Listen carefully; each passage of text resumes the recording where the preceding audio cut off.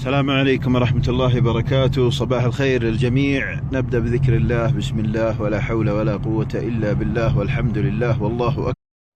بسم الله ما شاء الله، توكلنا على الله ولا حول ولا قوة إلا بالله.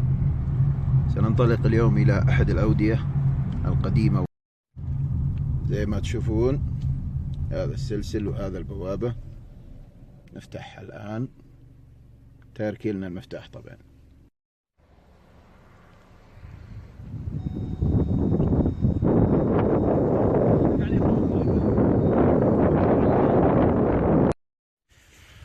لا إله إلا الله. وصلنا للموقع، بنريح شوي حتى ناخذ نفسنا ثم ننزل مع هذا الدرج القديم. بسم الله. طبعا الخط هذا مقطوع هنا، خلاص هذا نهايته، مغلق حتى من فوق، مقطوع ما استفاد منه. وهنا ننطلق إن شاء الله في هذا الوادي.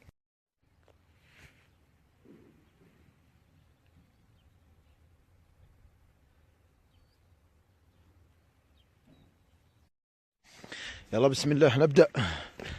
اذكروا الله وقولوا ما شاء الله ولا حول ولا قوة إلا بالله. توكلنا على الله. اللهم اني أعوذ بكلمات الله التامات من شر ما خلق. لا تنسون دائما دعاء الخلاء، مهم جدا.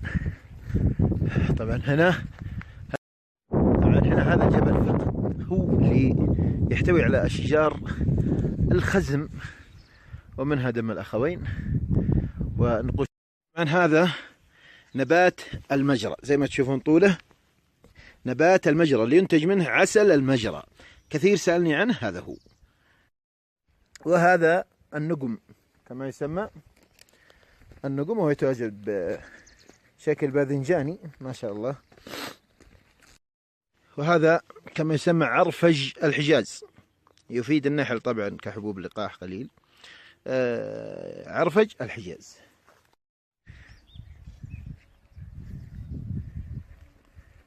طبعا الطبيعة حكاية زي ما تشوفون. طبعا هذا طريق الماء. قبل رمضان كان كله يمشي، وهو كل سنة قبل رمضان يكون يمشي هذا الوادي كله. هذا لمحبين الحبق على الشاهي ما شاء الله. شوف مزهر ما شاء الله، شوف طوله يعني بارتفاعي ما شاء الله. هذا لمحبين الحبق على الشاهي ما شاء الله. شوف مزهر ما شاء الله، شوف طوله يعني بارتفاعي ما شاء الله. طبعا كما تشاهدون هذا الصبار والفيرة، لكن هذه الخزمة ما شاء الله تنبت في أماكن صعبة الوصول سبحان الله، وهي برضو مثمرة. طبعا وصلنا لأحد العيون ما شاء الله ما شاء الله تبارك الله. طبعا يحوي كما نسميه الدغلوب والأسماك الصغيرة ما شاء الله تبارك الله. ولا زلنا نواصل المسير ما شاء الله.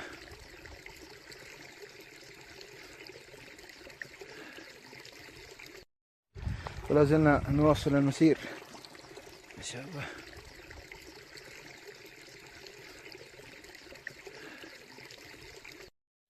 بسم الله ما شاء الله. الطبيعة لحالها حكاية. هذه نبتة سبحان الله مثل الشوك، لكن فيها زهرة جميلة ما شاء الله. الحمد لله الحمد لله والله أكبر. وصلنا العين، هذه أحد العيون ما شاء الله، فيها سمك. لمحة أخيرة للعين قبل ما نتوجه ما شاء الله. نبغى نطلع فوق للخزم. يا أصحاب النحل، هذا الحبق وهذه زهورة ما شاء الله تبارك الله. حركة النحل عليه قوية جدا. الساعة 10 الآن 42. الشجرة هذه جميلة حقيقة، حجمها طيب، ولكن عجبني لون ورقها الفضي من الخلف ما شاء الله وأبيض. وقفنا تحت هذه الطلحة ناخذ نفسنا حقيقة على صوت خرير الماء. يا سلام. هذا ما يعيب المرتفعات بالنسبة للناس اللي ما هي معتادة، قلة الأكسجين. طبعا زي ما تشوفون أوراق الأشجار تتحول إلى مواد عضوية كما نسميها البوتيموس، وتغذي نبات مرة ثانية. طبعا محمود أخذ معه شوية حطب في صوت خرير الماء على لازم أوريكم إياه. أجمل الأصوات في العالم.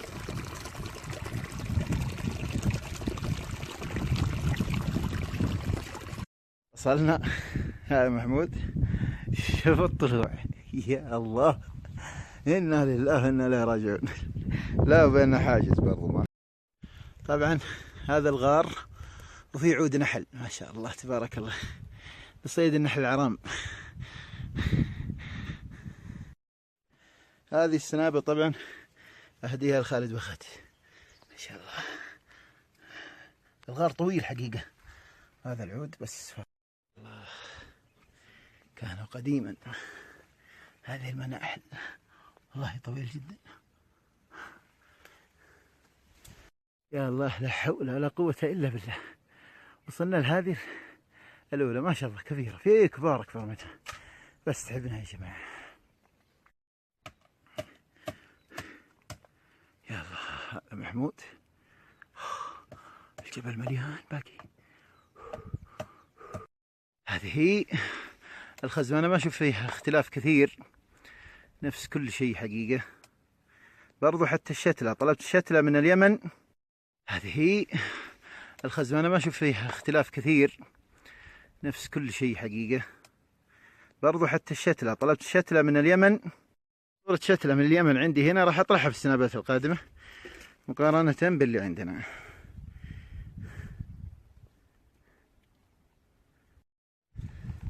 يا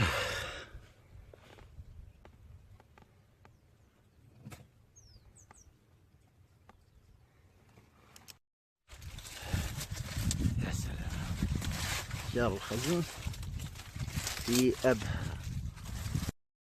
ما شاء الله. هذا من العصارة، هذا من العصارة.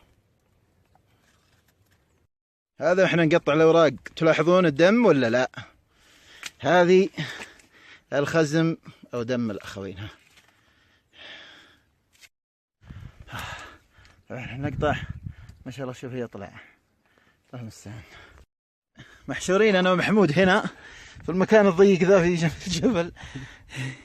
هذه ثمار يا سلام، كل ما حفرنا شيء يطلع حاجة. السؤال حقتها على الأغصان لما نقطعها. يا الله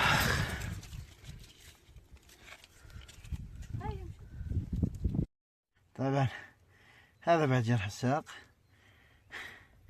هذه صارت طبعا أغلب الأشجار فيها علامات قديمة مثل كذا، ولاحظنا أنها كانت تستخدم فيها اللون الأحمر. هذه طبعا أغلب الأشجار فيها علامات قديمة مثل كذا، ولاحظنا أنها كانت تستخدم فيها اللون الأحمر. هذه هنا علامة أو أثر، أو كانوا يحتاجونها زمان، لكن ما طلع السائل الأحمر بشكل سريع. حسب اللي في سقطرة الأرض تؤثر أكثر، أنا متأكد، لأنه هنا تحتاج أنك تجرح وترجع بعد فترة حتى تجد الحمار. واضح وجودها بجنب الجبل في وسط الحجر. ولا شوفوا الألوان، يا سلام يا سلام. طبعا هذا عود نصفه مقطوع، قطعنا نصف الآخر. لاحظون الألوان الحمار. طبعا هذه وهذه أكيد معروفة لكم يا النحالين، لكن هذه أنا ما هي معروفة لي. برسلها الدكتور أحمد قشاش يعلمنا. هذا أحد النقوش على شكل سمكة، يمكن الوادي هذا كان كلها أسماك، ممكن. احنا مارين. هذا خشب يا الله قديم جدا، وفيه هذا الباب حقه طايح هنا. بسم الله ما شاء الله، اذكر الله لا اله الا الله. هذا النقش الثاني.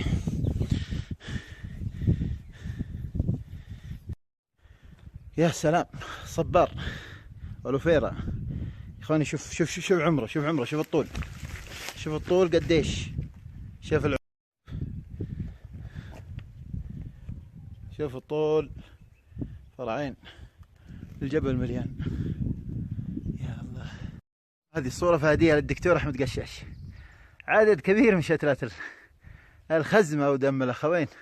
أنا بالنسبة لي دم الأخوين، لكن أعتقد اختلاف البيئة والمركبات في التربة تؤثر في لون العصارة التي تنتج الدم الأحمر. أو يمكن الصورة اللي تصلنا جدا ممكن تكون الصورة اللي تصلنا جدا معدلة أو زايد الإفكت فيها التأثيرات. أنا على الطبيعة بتركها. الحمد لله رسول الله. أقسم بالله يا جماعة تعبت والله، جبل صعب والله صعب. كملكم والله بعد تروحها تستاهل. يا محمود ارفع يدك، أشر. شوفوا صغره يا شباب، ما شاء الله تبارك الله. هذه هدايا للدكتور أحمد قشاش. طبعا تعبنا الحر، لكن يستاهل الاستكشاف. حر وتعب وجبال كبيرة. لا خليك عشان المقاس. يلا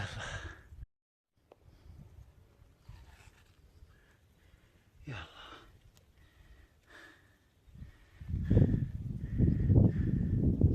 طبعا الله أعلم، كل ما كبرت الشجرة كل ما زاد لون الحمار فيها. كل ما كبرت كل ما زاد لون الحمار. طبعا هذه أكبر الأشجار. لون الحمار على طبيعته بدون أي أثر تلوين. الشمس موضح اللون ومفتحته زيادة. هذا اللون الطبيعي الآن لما دخلت في الظل. هذا اللون الطبيعي من شجرة الخزم أو دم الأخوين. أخذنا جزء من اللحاء. شوفوا الحمار ما شاء الله.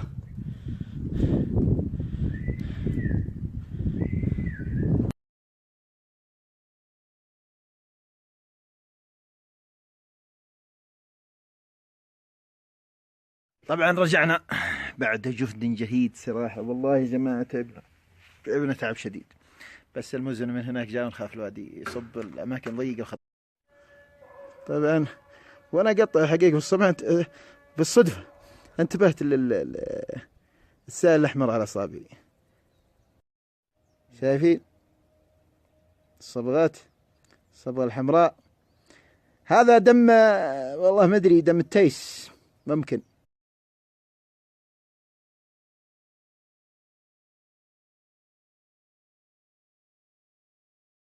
السلام عليكم ورحمة الله وبركاته. نحن على ارتفاع 3000 متر فوق مستوى سطح البحر. طبعا هذه طحالب. طبعا سبب وجود الطحالب على العرعر هو مرور الضباب بشكل مستمر. هذا منتزه السحاب ودائما يمر الضباب، فتنمو على رذاذ الضباب. طبعا هذا يستخدمونه في المكتبات الأعمال الفنية برضه. طبعا زي ما تشوفون خلاص هذا الضباب يمر، وهو سبب وجود الطحالب اللي شفتوها قبل شوي. طبعا هذه شجرة الشث ما يحتاج. هذا الضباب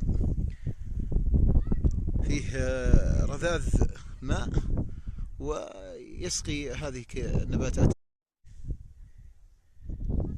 طبعا النباتات برضو تشرب من الأوراق، مش لازم الجذور. بعض الجذوع متصلبة فتسقى عن طريق الضباب. يعني